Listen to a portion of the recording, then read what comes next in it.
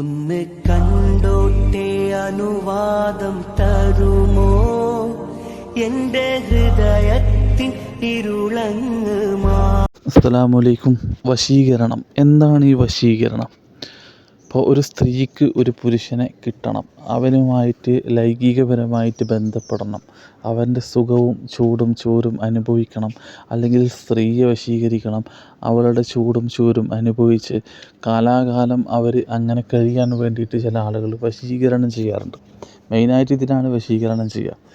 അപ്പോൾ ഈ വശീകരണം എന്നുള്ള സംഗതി അത് ഏറ്റുകഴിഞ്ഞാലുണ്ടാകുന്ന ലക്ഷണങ്ങൾ എന്തൊക്കെയാണ്? ഇപ്പോൾ ഞാൻ ഉദാഹരണം പറയും. ഒരു സ്ത്രീ ഒരു പുരുഷന് വേണ്ടി അവൾക്ക് അവനെ കിട്ടാൻ വേണ്ടിയിട്ട് വശീകരണം ചെയ്തു. സുന്ദരനായൊരു ചെറുപ്പക്കാരനാണ് അവൻ. ഇവള് ആയിട്ട് ഇണങ്ങാനും അവൾക്ക് അവൻ്റെ ശരീരം കിട്ടാൻ വേണ്ടിയിട്ട്, അവനെ അനുഭവിക്കാൻ വേണ്ടിയിട്ട് അവൾ ചെയ്യുന്ന, അല്ലെങ്കിൽ പുരുഷൻ അല്ലെങ്കിൽ സ്ത്രീ ചെയ്യുന്ന ഒരു സംഗതിയാണ് വശീകരണം. അപ്പോൾ ഈ വശീകരണം കാണിക്കുന്ന ലക്ഷണം എന്താണെന്ന് വെച്ചാൽ, ഈ സ്ത്രീ ഇങ്ങനെ വശീകരണം ചെയ്തിട്ടുണ്ടെന്നുണ്ടെങ്കിൽ, അല്ലെങ്കിൽ പുരുഷൻ ആര് ചെയ്താലും ഇങ്ങനെയൊക്കെ തന്നെയാണ് വലിയ ലക്ഷണങ്ങൾ. തുടക്കത്തിൽ ഈ ഒരു സ്ത്രീയെ കുറിച്ചിട്ടുള്ള ഓർമ്മകൾ ഇങ്ങനെ വരാൻ തുടങ്ങും. ആ സ്ത്രീ എവിടെയൊക്കെ ചുറ്റുഭാഗത്തുള്ള സ്ത്രീയാണ്. ആ സ്ത്രീ ഇത് ചെയ്തിട്ടുണ്ടെന്നുണ്ടെങ്കിൽ തുടക്കത്തിൽ ഈ സ്ത്രീയെ കുറിച്ചിട്ടുള്ള സ്ത്രീയുടെ മുഖം ഇവനക്ക് ഇങ്ങനെ മനസ്സിലിങ്ങനെ വരികയാണ്. അതുപോലെ തന്നെ ഈ സ്ത്രീയെ കാണുമ്പോൾ ഇവനക്ക് വല്ലാത്തൊരു അടുപ്പം തോന്നുകയാണ്. പിന്നീട് അടുപ്പം തോന്നി പിന്നീട് കടന്നു വരുന്ന ലക്ഷണങ്ങൾ എന്തൊക്കെ? ഉറക്കത്തിലും ഉണർവിലും ഈ സ്ത്രീ ഇവനക്ക് ഇങ്ങനെ കാണുകയാണ്. ഈ സ്ത്രീനെ ഇങ്ങനെ കാണുകയാണ്. അവൻ്റെ മനസ്സിൽ എപ്പോഴും അവളെക്കുറിച്ചിട്ടുള്ളൊരു ചിന്തയാണ്. അവന് ജോലി ചെയ്യുമ്പോഴും, അവന് യാത്ര ചെയ്യുമ്പോഴും, അവൻ ഭക്ഷണം കഴിക്കുമ്പോഴും, അവൻ കൂട്ടുകാരോടൊത്ത് സൊറ പറയുമ്പോഴൊക്കെ ഇവളെ കുറിച്ചിട്ട് ഇങ്ങനെ ലൈംഗികപരമായിട്ടുള്ള ചിന്തകൾ ഇങ്ങനെ കടന്നു വരാനും അവളെ അനുഭവിക്കാൻ ഇവനിക്കിങ്ങനെ തോന്നി തുടങ്ങാം. പിന്നീട് ഈ സ്ത്രീ എവിടെയാണുള്ളത് അവിടേക്ക് ഇവൻ പോവുകയാണ്. ഇവളെ കാണാൻ വേണ്ടിയിട്ട് പോവുകയാണ്. അവൻ മനസ്സുകൊണ്ട് ഇങ്ങനെ വിചാരിച്ചിട്ട് പിന്നീട് അങ്ങനെ ഇറങ്ങുകയാണ്.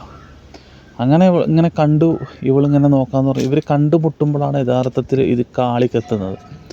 അങ്ങനെ പതുക്കെ ഈ സ്ത്രീയോട് ഇണങ്ങാൻ തുടങ്ങും. അങ്ങനെ ഇണങ്ങാൻ തുടങ്ങി ഇവർ വലിയൊരു ബന്ധത്തിലേക്ക് പോകും.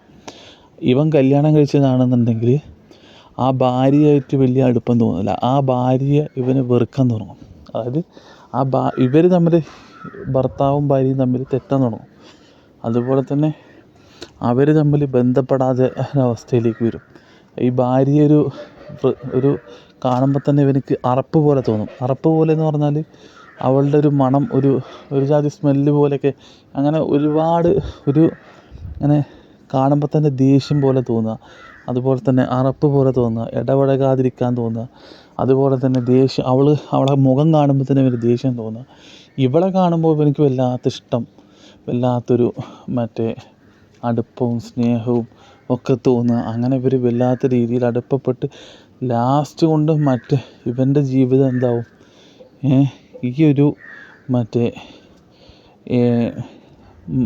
ഈ ഒരു ഭാര്യയായിട്ടുള്ള ഡൈവോഴ്സ് വരെ എത്തും. അതുപോലെ തന്നെ ഇവനോട് എന്ത് കാര്യം നമ്മൾ പറഞ്ഞാലും അവനെ എടുക്കില്ല. ഇപ്പോൾ അവനോട് മോനെ നീ ഒരു ബന്ധത്തിലേക്ക് പോകരുത്, അല്ലെങ്കിൽ നീ വേറെ എന്തെങ്കിലും കാര്യം പറഞ്ഞാലും ഇവനക്ക് ദേഷ്യം വരും. ഒന്നും ഇവനെ അക്സെപ്റ്റ് ചെയ്യില്ല.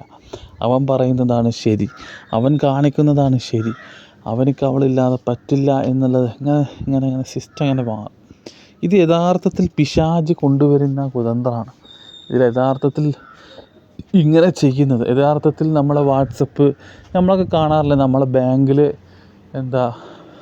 ബാങ്കിലെ അക്കൗണ്ട് ഹാക്ക് ചെയ്തു, നമ്മളെ മൊബൈൽ ഫോൺ ഹാക്ക് ചെയ്തു എന്നൊക്കെ നമ്മൾ പറയാറില്ലേ? എന്ന പോലെ ഇത് എന്ന് പറഞ്ഞാൽ മനസ്സ് മുഴുവൻ ഹാക്കാക്കുക. നമ്മളെ മനസ്സ് മാറ്റിയിട്ട് ആ മനസ്സിൻ്റെ ഹാക്കാക്കുകയാണ്. നമ്മളെ മനസ്സ് കവർന്നെടുത്ത് ഹാക്കാക്കുക, ബ്ലോക്കാക്കുക. എന്നിട്ട് ഇത്തരം സിസ്റ്റങ്ങൾ കയറ്റി വിടുക. ഒരൊറ്റ സിസ്റ്റം, വശ്യമെന്നുള്ള സിസ്റ്റം കയറ്റി വിടുക. ആ സിസ്റ്റം അവിടെ കയറി കഴിഞ്ഞാൽ പിന്നെ ഒന്നും അവനക്ക് പ്രവർത്തിക്കില്ല. ബാക്കിയൊക്കെ അവൻ്റെ ബ്ലോക്കാണ്. അവനിങ്ങനെ ചലിക്കുന്നു അല്ലെങ്കിൽ അവളിങ്ങനെ ചലിക്കുന്നു എന്ന് തന്നെ ഉള്ളൂ. അപ്പം ഞാൻ ഒരു കേസ് പറയുന്നത് കേട്ടിട്ടുണ്ട്. ഒരു പുരുഷൻ ഒരു സ്ത്രീയെ വശീകരണം ചെയ്തിട്ട് ആ സ്ത്രീ ആ കുട്ടികളെ അടക്കം കൊല്ലാൻ നോക്കിയിരുന്നു എന്ന്, കൊല്ലാൻ ശ്രമിച്ചിരുന്നു എന്ന്. നമുക്കറിയില്ല, ചില ആളുകൾ പറയുന്ന മറ്റ് സംഭവങ്ങളാണ്. അപ്പോൾ അത് നമ്മുടെ എല്ലാ കാര്യങ്ങളും ഇത് ബ്ലോക്കാക്കും. പിന്നെ ഉണ്ടാവുന്ന സംഗതി എന്ന് പറഞ്ഞാൽ മറ്റേ ഈ ഒരു വ്യക്തി, ഈ ഒരു സ്ത്രീയോ പുരുഷനോ അവർ മാത്രമാണ് നമ്മുടെ ലക്ഷ്യം, അവർ തന്നെ നമ്മളെല്ലാം എന്നുള്ളതിലേക്ക് കൊണ്ടുവരിക. അതാണ് ഈ വശ്യത്തിൻ്റെ ലക്ഷ്യം. അവസാനം ഇത് ചെയ്യാൻ പറഞ്ഞ ആളുകൾ, വശ്യം ചെയ്യാൻ പറഞ്ഞവരും ചെയ്തു കൊടുക്കുന്നവരും മാരകമായ ഗുരുതരമായിട്ടുള്ള നരകിക്കലിന് അവർക്ക് നരകയാതനയാവും പിന്നീടുണ്ടാകും. അതൊക്കെ കുറേ കഴിഞ്ഞാലാണ്. പക്ഷേ ഈ വശ്യം എന്നുള്ള സംഗതി അത്ര പെട്ടെന്നൊന്നും ചില ശരീരങ്ങളിലേക്കോ ചില ആളുകളിലേക്കോ കയറിപ്പറ്റില്ല. ഓരോരുത്തരുടെ ഇബാദത്തുകളിനനുസരിച്ചിട്ടാണ് ഇതൊക്കെ കയറി വരിക. ഇൽമ്, അറിവ്, അല്ലെങ്കിൽ എത്രത്തോളം നമ്മൾ ചൊല്ലി പറയുന്നുണ്ട് എന്ന് ചിലപ്പോൾ ഒന്നും വരില്ല. പക്ഷെ നമ്മൾ അള്ളാഹുവിലേക്ക് കൂടുതൽ അടുക്കുക. അതുപോലെ തന്നെ കൈവശം എന്ന് പറയുന്ന സംഗതി അത് വല്ലാത്ത അപകടമാണ്. അതുണ്ടാക്കുന്നത് വല്ലാത്ത അതിനെക്കുറിച്ചിട്ടൊക്കെ ഇൻഷാ അല്ലാഹ് നമുക്കൊരു വീഡിയോ ചെയ്യാം. അപ്പോൾ ഇത്തരം കാര്യങ്ങൾ നമ്മൾ ശ്രദ്ധിക്കണം. അതുപോലെ തന്നെ സ്ത്രീകളോട് ഇടപഴകുമ്പോൾ, പുരുഷന്മാരോട് ഇടപഴകുമ്പോൾ രണ്ട് കൂട്ടരും ശ്രദ്ധിക്കേണ്ട അല്ലെങ്കിൽ ഏത് പരിചയമില്ലാത്ത ആളുകൾ, ഇവരോടൊന്നും നമ്മൾ കൂടുതൽ കൂടാൻ പറ്റില്ല. അതുപോലെ തന്നെ തൊട്ടടുത്തുള്ള ആരോടും വല്ലാണ്ട് അടുപ്പം പാടില്ല എന്നുള്ളതല്ല, ഇവരൊക്കെ മനസ്സിലിപ്പോൾ എന്താ നമുക്കറിയില്ല. ഇപ്പം എല്ലാവരോടും ഒരു പരിധി വരെ ബന്ധപ്പെടുക. നമ്മൾ പരമാവധി അറിയാവുന്ന സംഗതികളൊക്കെ ചൊല്ലി പറയുക. ഇപ്പം ഇന്നൊക്കെ ഇങ്ങനെയുള്ള സംഗതികളൊക്കെ മാറ്റാൻ കഴിയുന്ന ആളുകളൊക്കെ വളരെ ദുർലഭമാണ്.